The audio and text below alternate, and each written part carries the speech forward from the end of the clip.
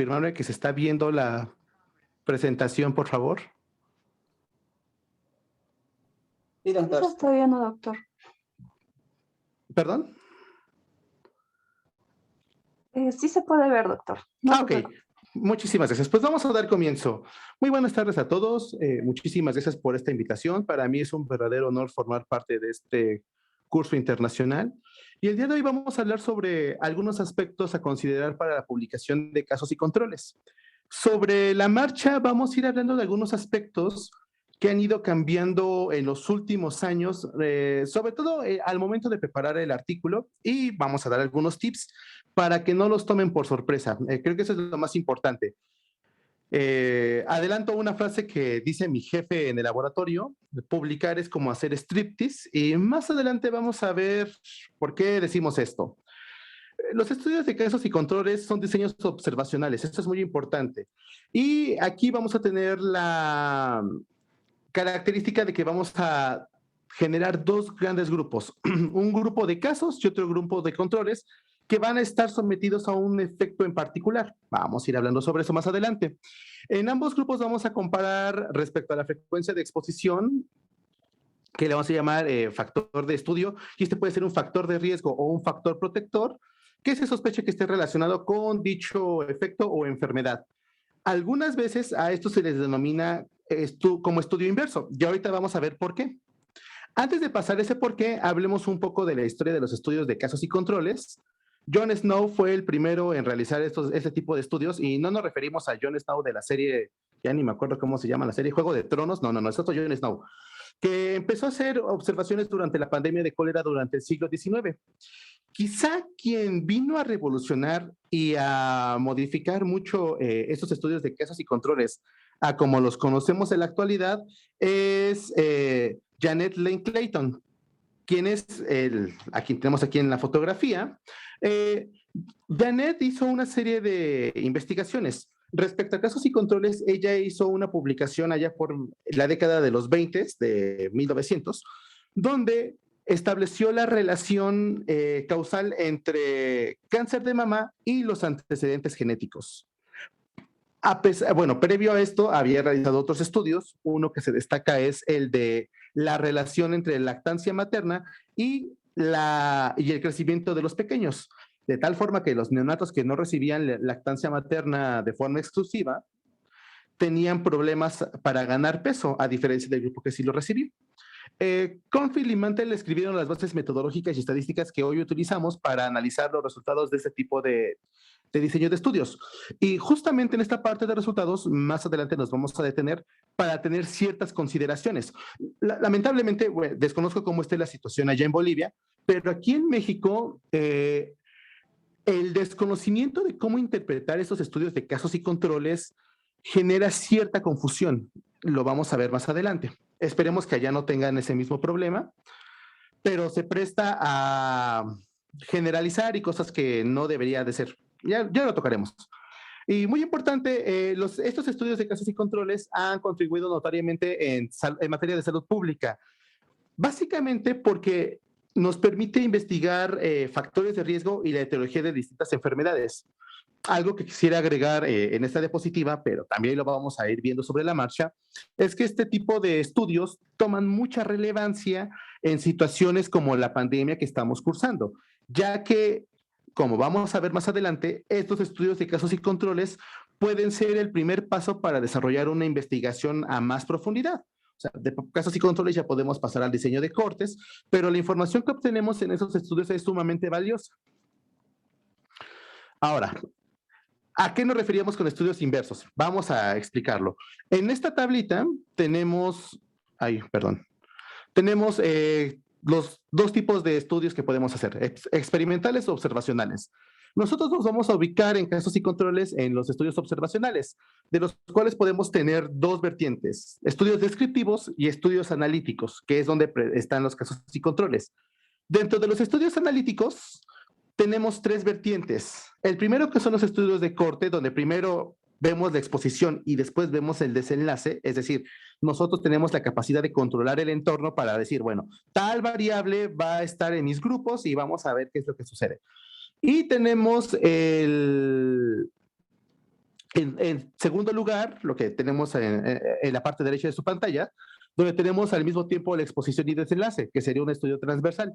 Y finalmente tenemos a los estudios de casos y controles, donde primero tenemos el desenlace, o sea, sabemos que tenemos personas que desarrollan cierta enfermedad sobre, bueno, lo que queremos saber es si la exposición a lo que nosotros suponemos que está la asociación, bueno, ahí es donde nos vamos a, primero tenemos el desenlace, después vamos a ver si el factor que nosotros tenemos en mente es el que realmente está teniendo injerencia en el curso de la enfermedad.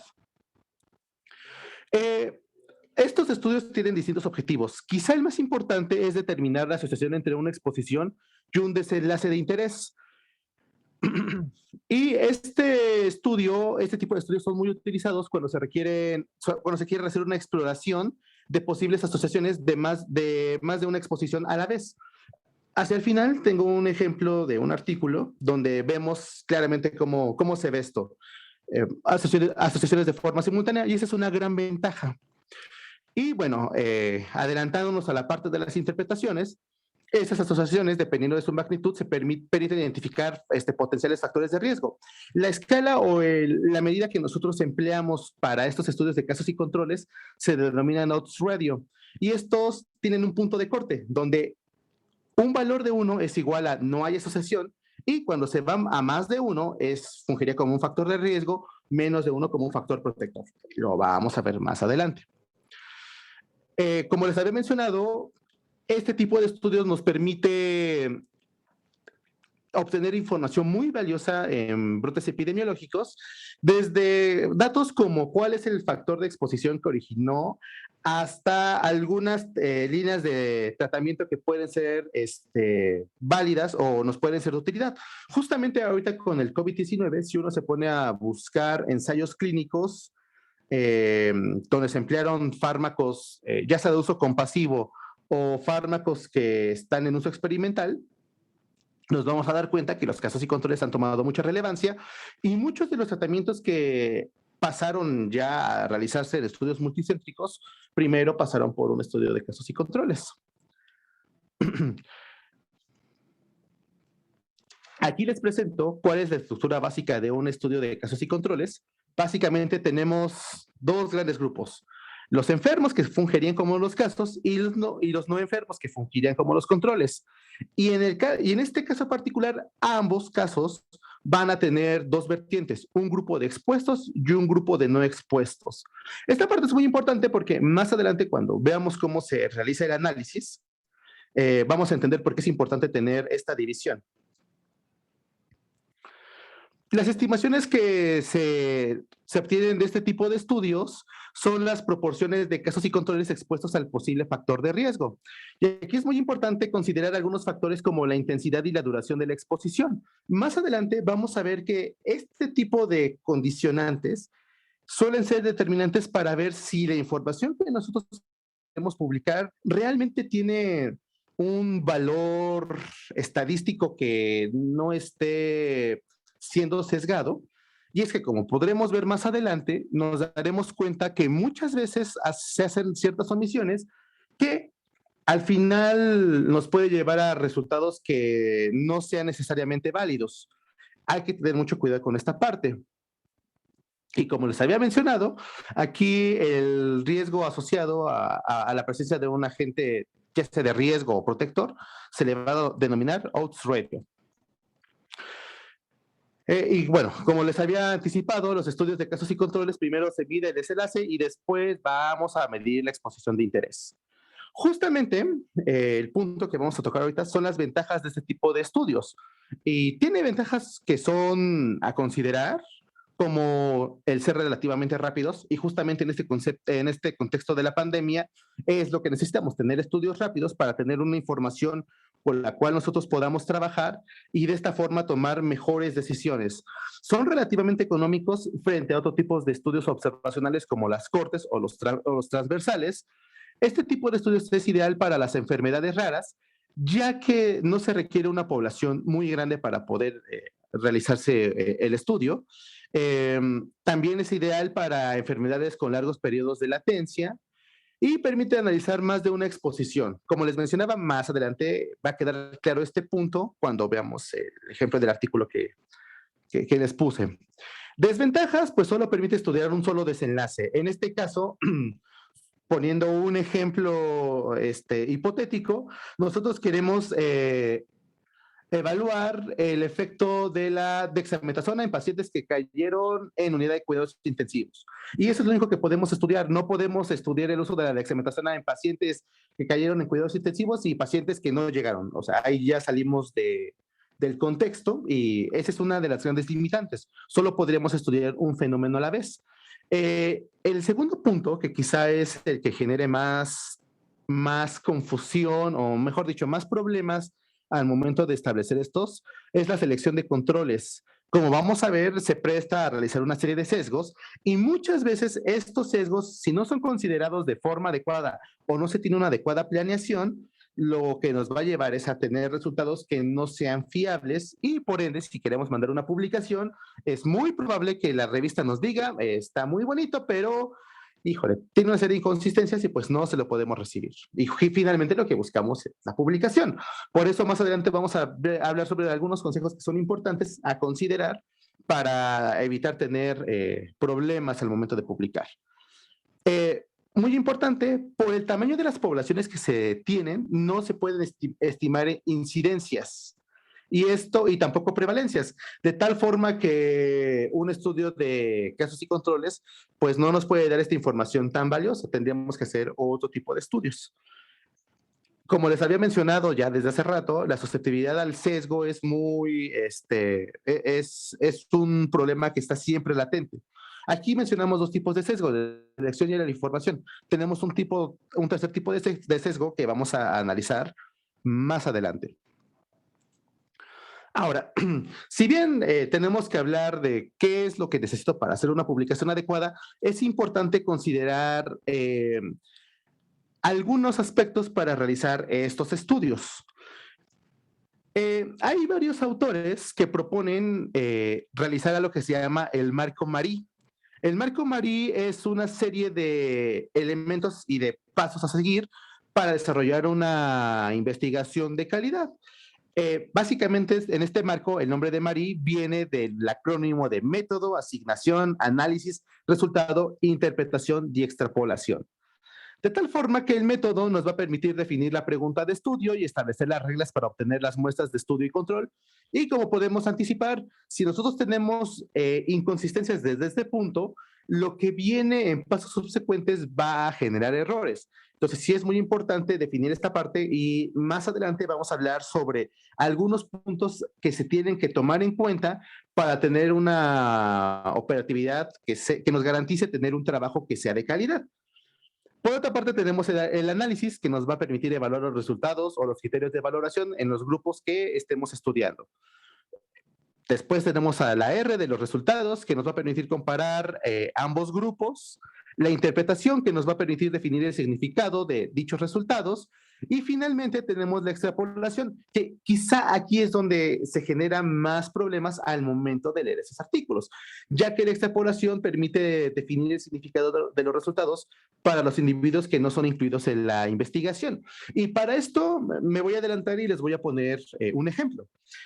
Aquí en México se sacó una publicación hace como 5 meses que hablaba sobre pacientes hospitalizados por COVID-19 y había dos grupos.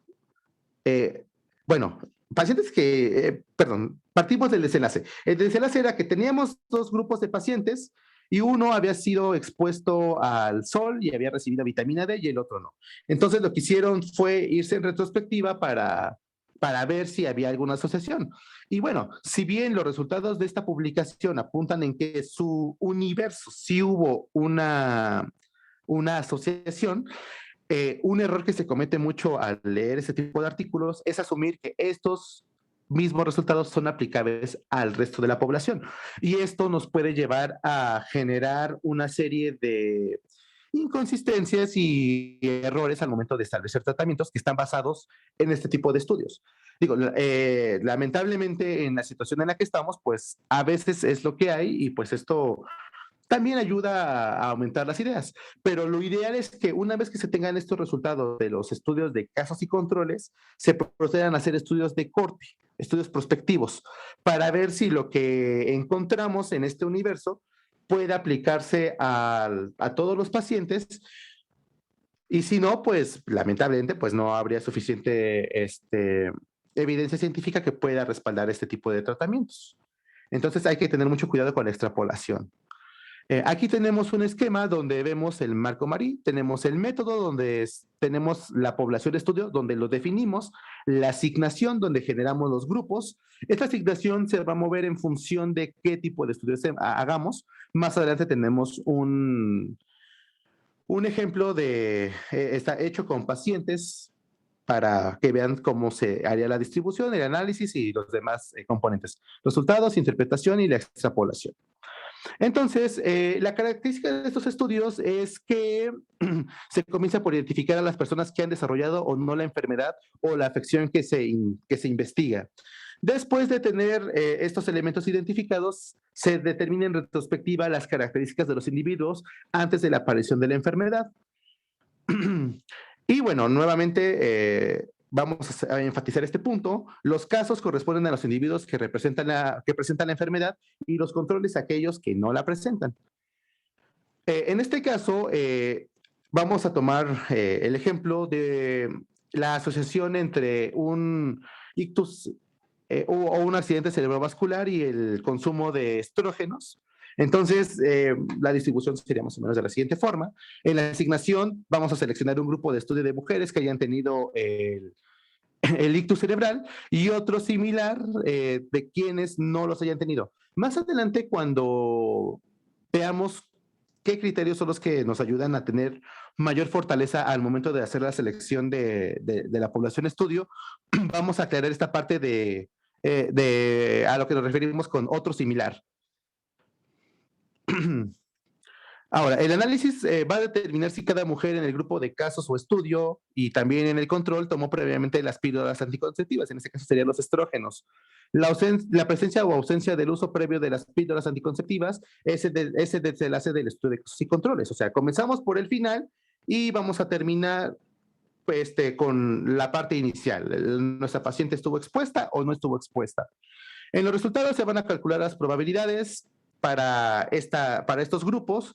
La interpretación va a sacar conclusiones sobre el significado del uso de las píldoras anticonceptivas para las mujeres incluidas en la investigación. Y la extrapolación va a sacar conclusiones sobre el significado del uso de píldoras anticonceptivas para aquellas mujeres que no hayan sido incluidas en la investigación. Entonces, en este caso, nuestro marco Marí quedaría de la siguiente forma. En el método, pues ya definimos a nuestro grupo de estudio, ¿no? En la asignación tenemos a los casos con ictus y los casos sin ictus. Ese es el final. Mi paciente tuvo un ictus, mi paciente no tuvo un ictus. Después nos vamos en retrospectiva, que sería el análisis, que sería, bueno, estos dos grupos estuvieron expuestos al mismo factor, no, pues que sí, que sería el uso de las píldoras anticonceptivas. Y empezamos a hacer las relaciones que vamos a ver más adelante. Y los resultados vamos a tener esta razón de probabilidad de el uso de píldoras en aquellas personas que desarrollaron ictus y el uso de píldoras en aquellas personas que no usaron las píldoras anticonceptivas. La interpretación, habíamos dicho, es los resultados que aplican para el universo de estudio y la extrapolación que nos permite sacar algunas conclusiones. Algunas veces por las limitaciones del estudio, pues no es tan factible llegar a este punto de la extrapolación. Pero bueno, sentamos las bases para poder hacer estudios más grandes. Y una ventaja de este tipo de estudios es que al ser rápidos y al ser baratos, permite evaluar si lo que queremos estudiar realmente es factible o tenemos que replantear todo el protocolo. Muy importante, la selección de casos y la definición de los mismos es muy importante. Como les había mencionado, desde la parte del método podemos empezar a tener inconsistencias que pueden hacer que nuestro experimento tenga disminución en su calidad y por ende no sea candidato a ser publicable. Entonces, muy importante, para identificar los casos en esta parte del método, se debe de establecer de forma clara y explícita la definición de la enfermedad y los criterios que se deben de cumplir. Fíjense, aunque suene obvio, muchas veces generamos problemas al momento de, sobre todo cuando se empiezan ya a reclutar a los pacientes. Nosotros tenemos la intención de hacer un estudio de casos y controles sobre los pacientes post-COVID y las secuelas neuropsiquiátricas. Lamentablemente no pudimos llegar a hacerlo porque al menos en el instituto donde nosotros laboramos, nos están prohibiendo el paso porque al ser un instituto de psiquiatría, no, o sea, no somos un instituto que vea pacientes por COVID, entonces pues nos siguen resguardando en el hogar y no tenemos acceso, entonces no podemos continuar. Pero algo que les puedo contar aquí es, por ejemplo, la definición operativa para la depresión. Si bien nosotros empleamos escalas para hacerlo, tenemos que ser muy rigurosos en determinar qué pacientes van a entrar y ponemos una corte. Bueno, vamos a meter pacientes que no pasen de la parte de depresión severa, que sería un puntaje en el Hamilton mayor a 23. Entonces, todos los pacientes que estemos revisando y que sean candidatos tienen que pasar justamente por este límite, no tienen que sobrepasarlo. Y esta parte es muy importante porque hay otras condiciones, y por citar un ejemplo, tenemos al síndrome del túnel del carpo. El síndrome del túnel del carpo, pues, si bien el diagnóstico se puede establecer de forma clínica con las pruebas de TIDAL, por ejemplo, a veces suele haber diferencias entre los observadores, entre médicos que están realizando las pruebas. Entonces, en situaciones como esta, a veces se prefiere un marcador que esté menos propenso a tener diferencias por los observadores. Y podríamos ocupar, por ejemplo, la electromiografía. En ese sentido, yo les podría decir que los biomarcadores pueden ser de mucho mayor utilidad. Ya para cerrar esta parte de los biomarcadores, les voy a contar algo que vamos a publicar que tiene que ver con los pilotos aviadores. Los pilotos aviadores aquí en México se someten y bueno, de hecho en todo el mundo, se someten a pruebas constantes para ver que no tengan depresión o algún otro trastorno. Entonces, pues muchas veces, con el afán de no perder el empleo, los pilotos pueden modificar las respuestas. O sea, ya saben que les van a preguntar, entonces pueden programar qué respuestas van a dar ante los cuestionarios de Hamilton, por ejemplo, ¿no? Entonces, ahí tendríamos un sesgo donde ya no estaríamos catalogando bien al paciente. ¿Qué es lo que hacemos? Buscamos intencionadamente en trabajos anteriores algún posible biomarcador que nos hable sobre si un paciente está deprimido y bueno, a partir de eso, ver qué proteína es la que está alterada. Y tenemos dos candidatos. Una es una proteína que se llama P11 o que es un transportador de serotonina y la otra es cuantificar serotonina en circulación. Esta última pues es un poquito más factible. Entonces, pues ya ahora que hacemos estas pruebas en el laboratorio, nos vamos directamente sobre parámetros bioquímicos, porque interesantemente, si bien el paciente puede modificar sus respuestas en escalas como el Hamilton, pues no puede mentir en la parte de bioquímica. Entonces, esta parte es muy importante porque, como vamos a ver más adelante, esta parte operacional se presta a desarrollar muchos sesgos. Entonces, sí es muy importante ser muy rigurosos en la forma en la que vamos a delimitar. Y de esta forma también hay que capacitar a todas las personas que están que están revisando a los pacientes. Los criterios de selección deben de estipularse desde un principio y también hay que tomar en cuenta que hay algunos criterios que, si bien pueden parecer ser no significativos, al final pueden generar mucho sesgo. Y nuevamente, regresando al área en el que trabajamos, nosotros trabajamos con pacientes con depresión y nosotros estamos mucho con la línea de inflamación y depresión. Entonces, si queremos trabajar con estos pacientes y valorar netamente el efecto del sistema inmunológico, lo que tenemos que hacer es que al momento de seleccionar a nuestros pacientes, hay que evitar que estos tengan otras condiciones que estén alterando el sistema inmunológico. Y una de ellas que ha tomado mucha relevancia en los últimos 20 años ha sido la obesidad. Eso es muy importante. La obesidad genera inflamación y puede estar alterando a nuestro paciente. Entonces, son cuestiones que se tienen que plantear desde un principio. Y muy importante hay que aplicar por igual los criterios a casos y controles, porque muchas veces piensan, es control, no se registran los datos con la misma fineza y pues eso también puede generar sesgos y errores al momento de generar nuestros resultados. Muy importante, lo ideal es que los casos seleccionados fueran una muestra aleatoria de todos los individuos de la población de estudio que presentan la enfermedad.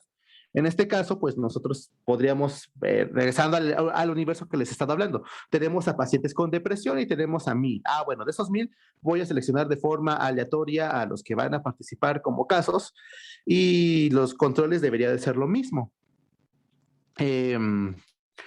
Aunque muchas veces, pues, por el número de pacientes que tenemos a la mano, sobre todo cuando hablamos de enfermedades relativamente raras, pues no podemos tener la libertad para hacer eso. Pero aún así hay formas para poder compensar esos déficits. Vamos a hablar un poquito más adelante de ello.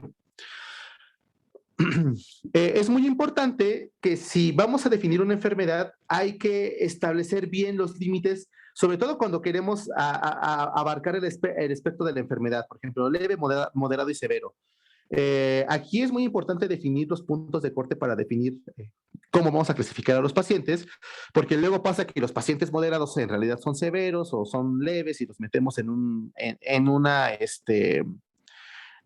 grupo en el que no corresponde y pues al final eso nos va a generar deficiencias en el estudio. Justamente por eso es importante capacitar a todo el personal que va a estar en función de esto y ponerse de acuerdo en qué momentos sí vamos a entrar y en qué momentos no. Si vamos a incluir formas graves de una enfermedad, pues tenemos la limitante de que solo vamos a poder estudiar con ese grupo y pues a veces es muy difícil generalizar los resultados, que muchas veces ese es el problema que tenemos en COVID. Se tratan algunos pacientes con enfermedad grave, se les da cierto tipo de tratamientos y hay personas que piensan que esa información se puede extrapolar a pacientes con enfermedad leve a moderada, pero pues como habíamos mencionado anteriormente, la extrapolación genera muchos conflictos y en este caso pues no es posible. Muy importante la elección de los criterios más o menos estrictos, como les había mencionado, repercute. Si somos muy, muy estrictos con los criterios, puede que nuestra población de estudio se vea muy limitada y pues no tengamos capacidad de hacer el estudio. De la otra forma, si los criterios son menos estrictos, podemos empezar a meter más ruido y los resultados no van a ser lo más fiel posible. Y bueno, como punto final, pues siempre es importante desarrollar una definición operativa para identificar los casos que estamos viendo. Para la selección de los pacientes tenemos que tomar 3 factores que son muy importantes que se deben de tomar en cuenta y lo más importante es que estos puntos que estamos hablando, como vamos a ver más adelante, también sería ideal que se declararan en el artículo. Ya tocaremos esta parte del artículo. Una es la representatividad, que se refiere a que los casos sean de un mismo lugar. O sea, si yo voy a hacer un estudio en el Instituto Nacional de Psiquiatría, bueno, mis casos tienen que ser de ese hospital, al igual que los controles. No se vale que mis casos sean del Instituto Nacional de Psiquiatría y los controles sean del centro de salud que está en otro estado. No, hay que tener cuidado con eso. La otra es la simultaneidad. Es muy importante que el análisis de los casos y de los controles se hagan de forma simultánea. No es de que yo revise mis casos hoy y a los controles los voy a revisar en 6 meses para no tener tanto trabajo. No, eso también nos genera errores y al final pues todo eso repercute en la calidad de nuestro trabajo. Y lo que nosotros buscamos es generar trabajos de calidad. Así es que aguas con esto. La homogeneidad, que se refiere a que los controles deben de ser de la misma corte de donde surgieron los casos. Por ejemplo, yo voy a trabajar con mujeres que desarrollaron cáncer de mama que tienen tal edad. Bueno, las condiciones de mis controles deberían de someterse a lo mismo. Mujeres que se encuentren en la misma edad, que estén sometidas a un mismo tipo de tratamiento, por ejemplo, o que no tengan exposición a tal fármaco. Eso ya va a ir dependiendo del estudio que quiera realizar. Entonces, como les mencionaba, es importante prevenir los sesgos de selección. Básicamente tenemos 3 tipos de sesgos de selección. El primero es meramente los sesgos de selección que surgen al identificar a la población de estudio. Entonces, aquí hay que evitar algunos algunos detalles. Por ejemplo, en el primero tenemos la tasa de admisión hospitalaria. Es importante considerar que las personas hospitalizadas no son representativas de la población general. Tampoco es adecuado hacer una autoselección. Tenemos algo que se llama efecto del obrero sano, donde habitualmente los individuos en edad laboral son más sanos que la población general. También eso son elementos que se tienen que estar considerando porque puede generar sesgo. La serie de autopsias van a representar una muestra, perdón, las autopsias representan una muestra no aleatoria de todas las muertes, entonces son factores que se tienen que estar prestando atención para evitar tener problemas. Y bueno, algo que les voy a adelantar es que si nosotros detectamos algunos de estos tipos de sesgo, es importante declararlo en el artículo. Más adelante vamos a ver esa parte. Tenemos a los sesgos de información que resultan cuando la información se obtiene de manera diferente de los enfermos que de los sanos. Y aquí tenemos dos que son problemáticos. Quizá el más problemático es el de memoria. Usualmente los pacientes que padecen la enfermedad suelen estar más al pendiente de sus síntomas. Seguramente aquellos que sean médicos y que ya les haya tocado revisar pacientes, cuando son pacientes que están iniciando con la enfermedad, es muy común que digan, no, pues es que no sé desde cuándo. Es que no había notado eso. Entonces, ese es un problema que, pues, lamentablemente va a estar siempre presente y ahí sí no podemos modificarlo. Tenemos a los sesgos por parte del entrevistador que pueden ser por un interrogatorio inadecuado. También por eso es importante que se establezcan cuáles van a ser las preguntas, cómo va a ser la forma de preguntar, las de variación, que estas son más cosas subjetivas, una diferencia entre un observador y otro. Y es que lamentablemente, justamente cuando hablábamos de esta parte de definir de forma operacional cuál va a ser la enfermedad o qué puntos van a delimitar a la enfermedad para mi estudio, hay algunos aspectos que para un observador pueden pasar, por ejemplo, en el caso del edema, ¿no? Para un observador, el edema que tiene el paciente puede ser de 2 cruces, para el otro puede ser de 3 cruces. Entonces, en mayor medida que se pueda, pues hay que ponerse de acuerdo. Inclusive, medidas que se podrían llegar a hacer es, bueno, pues, si no nos podemos poner de acuerdo por la visión, o a ojo de buen cubero, pues podríamos establecer el medir.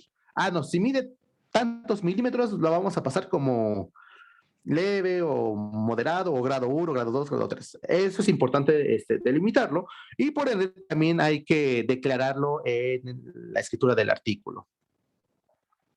Por último, tenemos a los sesgos de confusión que se refieren al efecto de una variable extraña que explica total o parcialmente el resultado aparente de una exposición en un estudio. Y aquí hablamos de lo que se llaman los zapatos negros.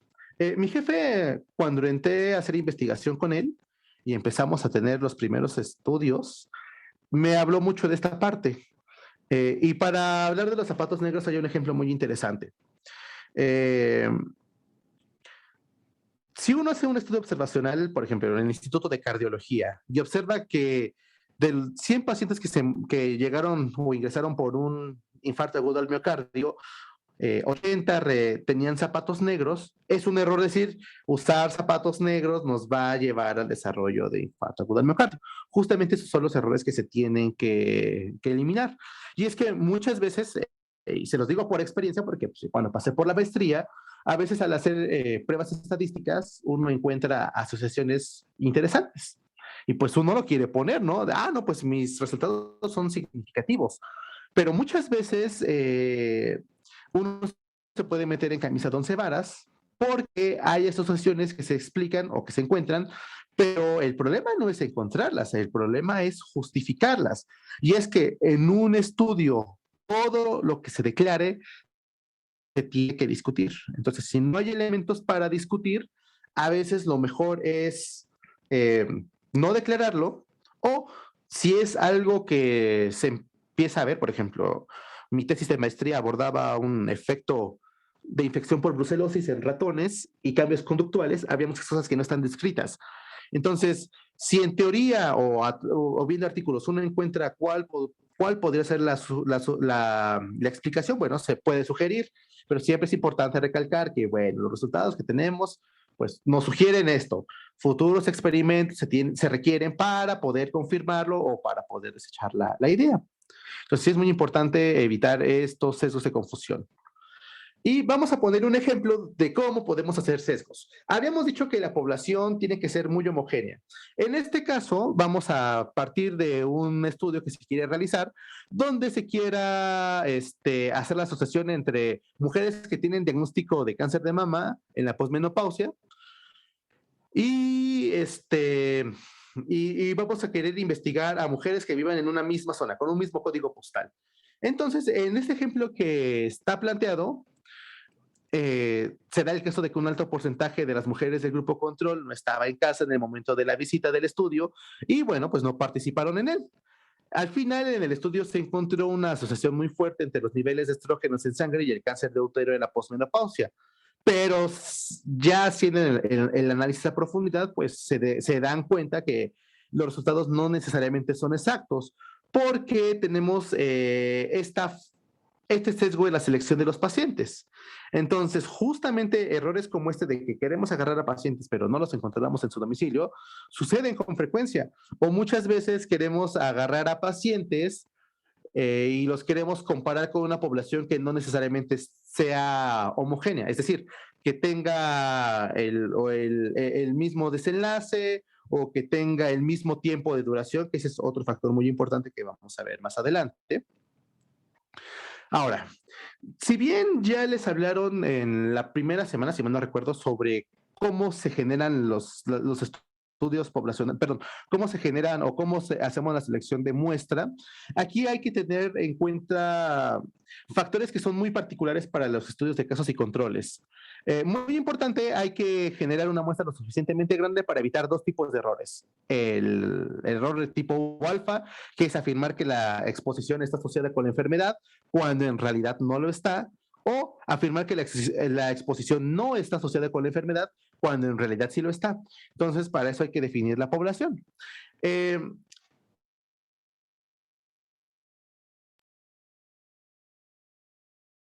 Población hay, porque hay toda la tarde hablando de fórmulas porque sí es algo extenso, pero sí hay una serie de consideraciones que se tienen que tomar en cuenta.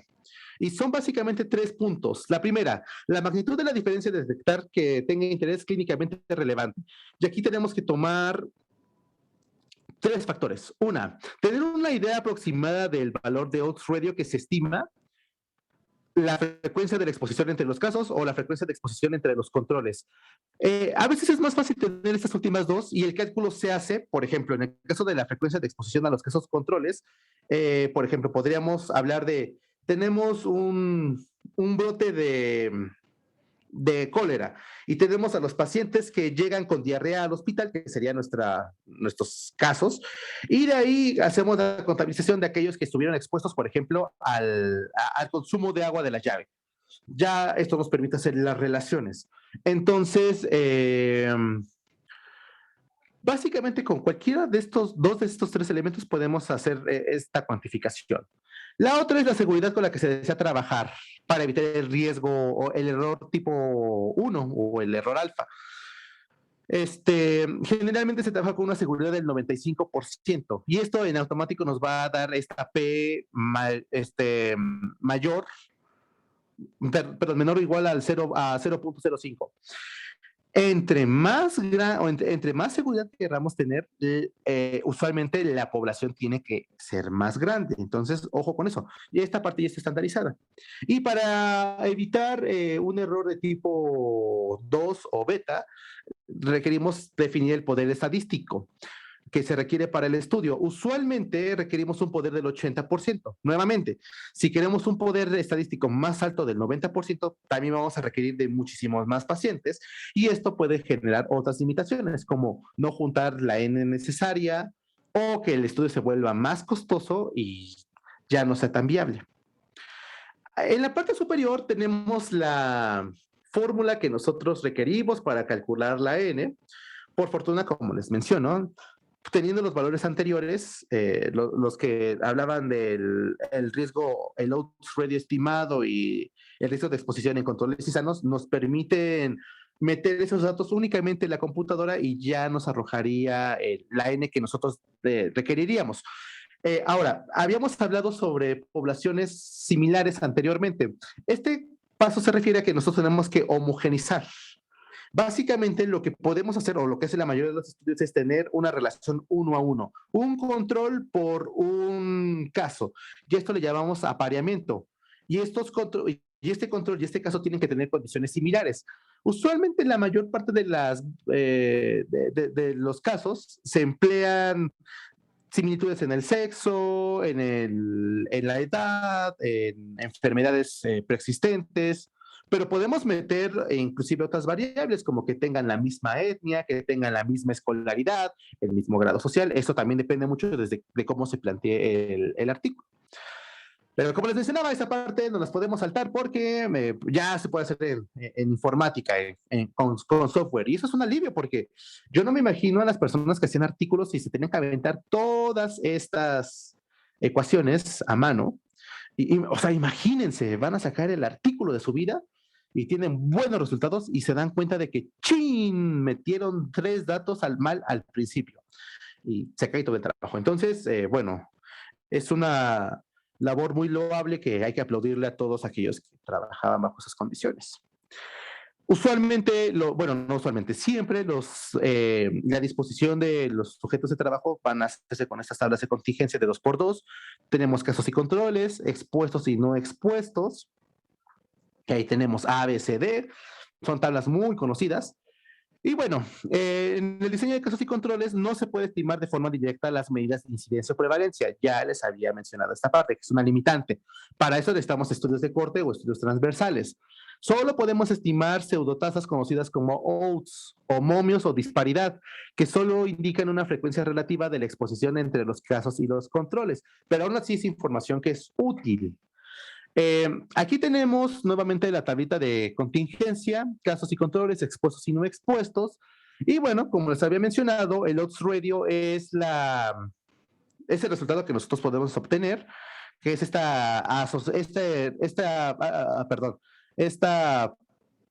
este riesgo por asociación que tenemos entre casos y controles respecto a a un factor, ya sea protector o predisponente para la enfermedad. Pero podemos obtener más información. En el caso de esta tablita podemos obtener la información de el odds de exposición, donde tenemos la división de A entre C, casos expuestos entre no expuestos, el odds de exposición para los controles, que sería la misma situación, en este caso sería B sobre D, y el odds radio, que sería el cociente de ambas. Sería odds de exposición sobre odds de exposición, perdón, exposición de casos sobre exposición de controles. Y si nosotros, básicamente sería A sobre C sobre B sobre D. Si nosotros condensamos la ecuación, quedaría A por D sobre B por C. Entonces, el resultado de esta ecuación nos va a llevar a determinar cuál es el riesgo de asociación entre el factor evaluado y el desarrollo de la enfermedad. Muy importante, como les había dicho, si el valor es de 1, se pierde, o sea, no hay asociación. Si es mayor a 1, fungiría como un factor de riesgo, menor a 1 como factor protector. Sobre los resultados hay una consideración última que vamos a abordar más adelante, que tiene que ver con las consideraciones para publicar. Como les había mencionado, publicar un artículo es como hacer un striptease, porque básicamente uno se está mostrando ante el mundo. Y esto conlleva a la necesidad de hacer trabajos de calidad.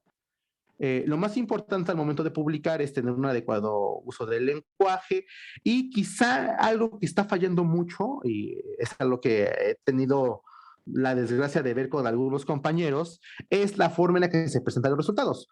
Justamente para eso tenemos la iniciativa Strobe. Strobe es una iniciativa que está llevada por epidemiólogos, metodólogos, estadísticos, investigadores y editores de revistas para tratar de unificar cómo se debe de presentar un artículo con el objetivo de forzar, de hacer de mayor calidad la presentación de los resultados. Esta es la página principal. Abajo tenemos la liga www.strobe-statement.org. Y básicamente lo que nos da es un checklist para compararlo con nuestro artículo y ahí vemos las partes que se llevan, el título y el resumen, la introducción y muy importante, la metodología. La metodología siempre es preciso describir qué es lo que se hace. Entre mejor descrito esté todo lo que hicimos, los editores al momento de revisar los artículos tienen menos problemas para entender el artículo y por ende es más fácil que lo puedan considerar. Si les comentara que muchos de los artículos que se envían a revistas para ser revisados por pares terminan siendo rechazados por errores como en explicaciones, y es que aquí hay que tener en cuenta algo. Uno es consciente de cómo realiza sus experimentos. O sea, yo puedo contarles de primera mano qué es lo que hice para el artículo de la maestría, por ejemplo, y ya, o sea, yo tengo esa información que yo domino, pero muchas veces, pues es algo nuevo para los revisores. Entonces, si yo asumo que ellos, o doy por entendido que ellos saben de lo que estoy hablando, estoy cometiendo un error, y eso le resta calidad al artículo, y pues muchas veces, pues ni siquiera se toman la molestia de leer el artículo. Ese es un problema que a veces hay. También, bueno, de la mano, pues también es importante tomar en cuenta que el scope de la revista se tiene que considerar porque luego queremos mandar artículos a una revista o a un número especial y resulta que pues, lo que estamos investigando no tiene nada que ver con lo que quieren publicar. Entonces, aquí es un ejercicio de mucha tolerancia y mucha paciencia. Entonces es muy importante describir desde cómo generamos las poblaciones de estudio, qué fue lo que nosotros definimos como enfermedad, o sea, en este caso para estudiar, cuáles son los puntos para, que son básicamente nuestros criterios de inclusión, nuestros límites a presentar, todo eso se tiene que declarar. Y algo muy importante, bueno, que en este caso no aplicaría tanto porque es un estudio retrospectivo, pero si tenemos estudios de prospectiva, siempre es bueno hacer una tabla o un gráfico donde se pongan al número de pacientes que se incluyeron, quienes sí cumplieron, quienes quedaron fuera, quienes tuvieron un abandono y muy importante explicar la razón del abandono. En el caso de casos y controles, pues es muy difícil pasar por estos problemas porque pues, al final son estudios retrospectivos, o sea, partimos de una población base y nos vamos hacia atrás. Muy importante declarar las posibles limitaciones y los posibles sesgos que tenemos en el punto 9. Respecto a los resultados, pues siempre es importante reportar los resultados individuales en cada estadio de la investigación,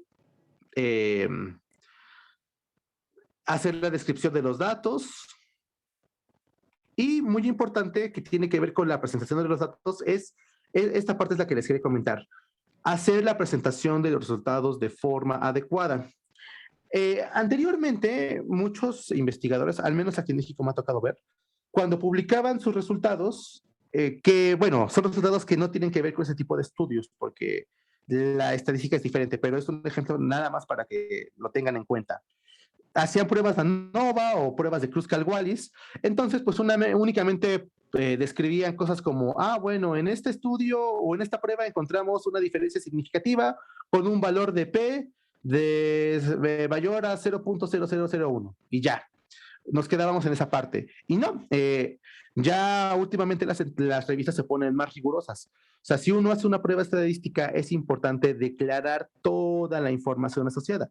En el caso, por ejemplo, de la prueba de Kruskal-Wallis, es importante declarar los valores de H2 y en los valores de H2, uno como revisor tiene la capacidad de darse cuenta si lo que está declarándose como en el valor de P realmente tiene significancia estadística. Lo mismo para el caso de las ANOVAs, que es el ejemplo que me tocó ver con algunos compañeros. Y eso sí, eso es importante, porque en el caso de los estudios de casos y controles, lo que se declara es este odds radio, pero este odds radio va de la mano con lo que se llama perdón, adelanto. Intervalo de confianza. Este intervalo de confianza es muy importante porque si bien nosotros podemos tener un valor de odds radio mayor a 1 o menor a 1, no significa que realmente sea algo estadísticamente significativo. En ese sentido, pues es importante consultar las guías. Bueno, casos y controles que digamos, solo es el odds radio y el intervalo de confianza, pero para otros tipos de estudios sí es importante leer la normativa para hacer la declaración de los estudios. En el caso de APA para Kruskal-Wallis ocupamos H2 y los valores que se tienen que tomar en cuenta como la N. Para NOVA tenemos el DF, entonces esto sí es muy importante a considerar. La discusión, siempre es importante hablar de las limitaciones y la interpretación, como les mencionaba, no hay que caer en el error de que lo que encontremos va a ser algo que se aplique a la población en general. Siempre hay que tomar en cuenta que este tipo de estudios de casos y controles nos van a servir para poner otro tipo de estudios. Y bueno, ya para finalizar, tenemos este ejemplo de un artículo de hábitos de vida en cáncer colon rectal, un estudio de casos y controles en una población de ingresos medios y bajos. Entonces ya tenemos todo lo que tiene que llevar el título, el resumen, la introducción, pero realmente lo que toma mucho peso lo vamos a ver aquí. Materiales y métodos, muy importante. Lo que les había mencionado, hay que establecer cuál es el tipo de estudio y cuál es el diseño que nosotros tomamos de la muestra, de tal forma que nosotros vamos a definir la selección de los casos. Y aquí hay que declarar todos los criterios que nosotros tomamos para decir que un caso fue un caso.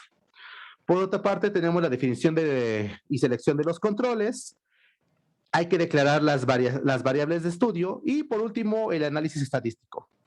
Como les había mencionado, bueno, aquí tenemos la caracterización que mencionamos que es algo importante que se tiene que declarar de acuerdo al STROBE. Pero en donde quisiera hacer énfasis es en esta parte, en el odds radio. En la declaración de resultados es importante poner este odds radio y los números que están entre paréntesis son nuestro intervalo de confianza. Y también, si es posible, que de hecho así lo estipulan las reglas, establecer cuáles pueden ser los sesgos al momento de cuantificar estas variables. ¿Por qué es importante este intervalo de confianza? Bueno, estos intervalos de confianza nos dan una información combina información de las muestras sobre la fuerza de asociación con los datos de los efectos al azar sobre la probabilidad de obtener resultados observados. Y esto va acompañado del límite de confianza que se utiliza para indicar la extensión superior o inferior. Arriba de su lado izquierdo tenemos una gráfica para mostrar los intervalos de confianza. En la parte inferior tenemos un ejemplo donde tenemos 3 resultados, A, B y C, cada uno con un odds radio de 6 y si nosotros declaramos que tenemos un odds radio de 6, pues podríamos asumir en automático que es una asociación que, pues, sí, es una asociación porque es mayor a 1 y tiene 6. No, pues sí, hay una asociación entre este factor y el desarrollo de la enfermedad. Sin embargo, la información se queda corta. Después tenemos, entre paréntesis, el 95% y tenemos el límite de confianza y tenemos 3 ejemplos, de 5 a 8, de 1.2 a 10 y de 0.9 a 12. Entonces, en este caso, los que son significativamente, los que tienen, perdón, una significación estadística, son aquellos que tengan un intervalo, un límite de confianza superior a 1. En este caso, el ejemplo C, que tiene un odds ratio de 6 y un intervalo de confianza de 0.9 a 12, quedaría fuera, no tiene significancia estadística. Y esta parte es muy importante declararla porque se presta confusiones. De hecho, si regresamos al artículo que tenemos, pues únicamente vamos a tener significancia, por ejemplo, en el primer ejemplo que tiene 2.8 de odds radio, hay asociación y el intervalo de confianza va de 1.3 a 6.3. Si nos vamos al ejemplo del consumo de cigarrillos, para el grupo leve tenemos un odds radio de 1.2 y si vemos el límite de confianza o el intervalo de confianza, pues no queda.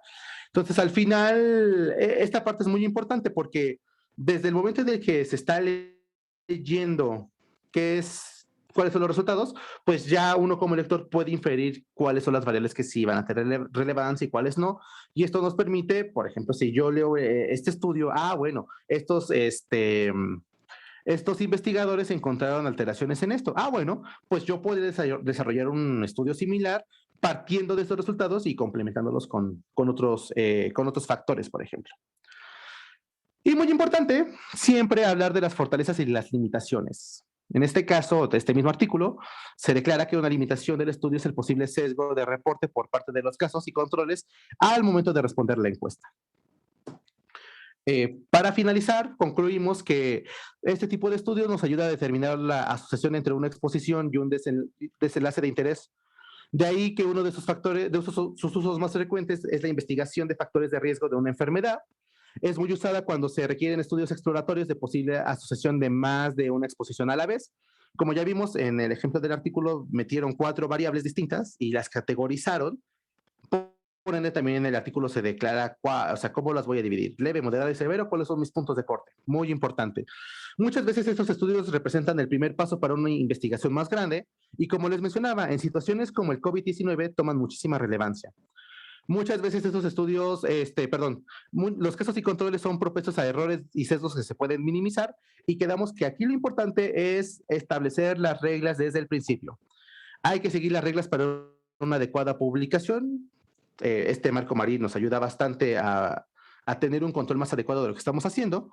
Y como les mencionaba, en el contexto de la pandemia, los estudios de casos y controles toman relevancia porque aportan información esencial para la toma de decisiones y para profundizar en futuras investigaciones. Ya para cerrar, les platico de este libro que se llama Estudiar un estudio y probar una prueba, que para alumnos de pregrado puede ser muy útil. Tuve la oportunidad de ser revisor científico de esta obra y es muy bonito porque pinta un panorama muy interesante con ejemplos muy didácticos y nos familiariza mucho más con este ambiente que, al menos en México, tenemos mucha deficiencia en la formación de médicos en investigación porque le tiramos más a la clínica, pero sí es importante que un médico tenga nociones de cómo investigar. Tal vez no va a ser investigación, pero sí que tenga el suficiente criterio para entender, por ejemplo, en este caso, un estudio de casos y controles, saber interpretar la información y no caer en el error de generalizar los resultados.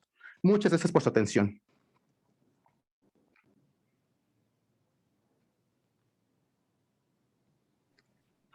Muchas gracias, doctor. Bueno, se le invita a todos los participantes que si tienen alguna duda, pueden realizarla a través del chat o bien a través del grupo de WhatsApp.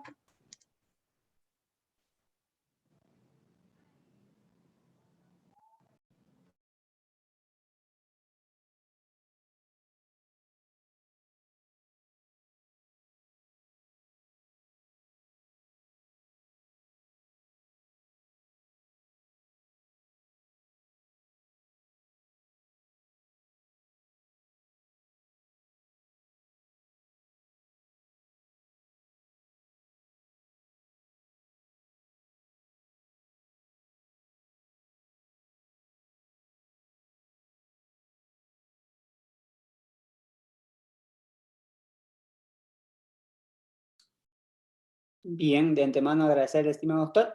Recordarles a nuestros participantes que pueden utilizar la función de preguntas y respuestas. Igual pueden levantar la mano si quieren hacer alguna pregunta o pueden escribir su pregunta a través del chat.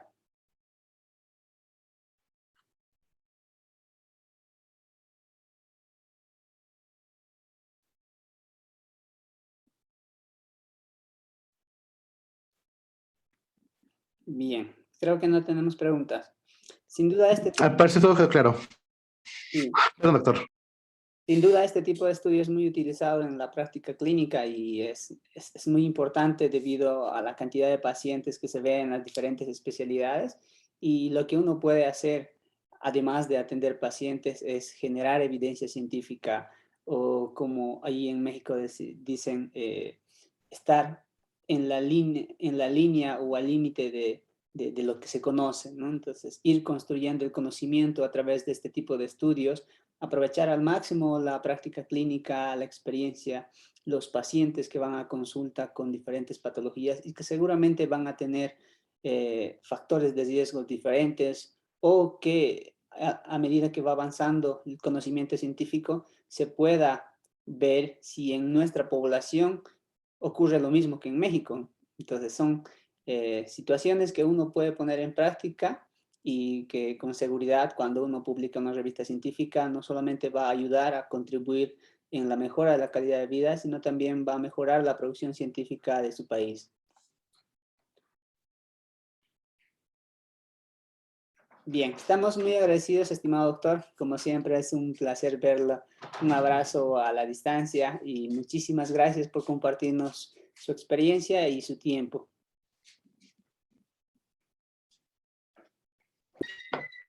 Al contrario, gracias a usted, doctor, por la invitación y es un verdadero honor estar con ustedes. Como le había mencionado hace un año, es muy gratificante poder establecer estos lazos de unión para ir en pro de la ciencia, perdón. Así es. Muchísimas gracias nuevamente y pues a nombre de todas las instituciones que hacen posible este curso internacional de investigación, de publicación científica, nuevamente las gracias y que tenga un buen día. Saludos, hasta México. Gracias, doctor. Hasta luego, que esté muy bien. Saludos hasta Bolivia. Abrazos. Igualmente, gracias.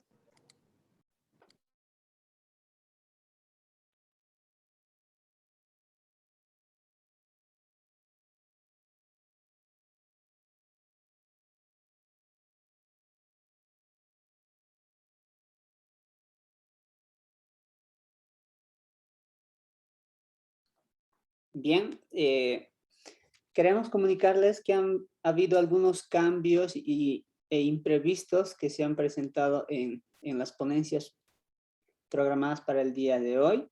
El tema de aspectos éticos en la publicación científica se lo va a realizar el día de mañana a las 4 de la tarde a través de Zoom.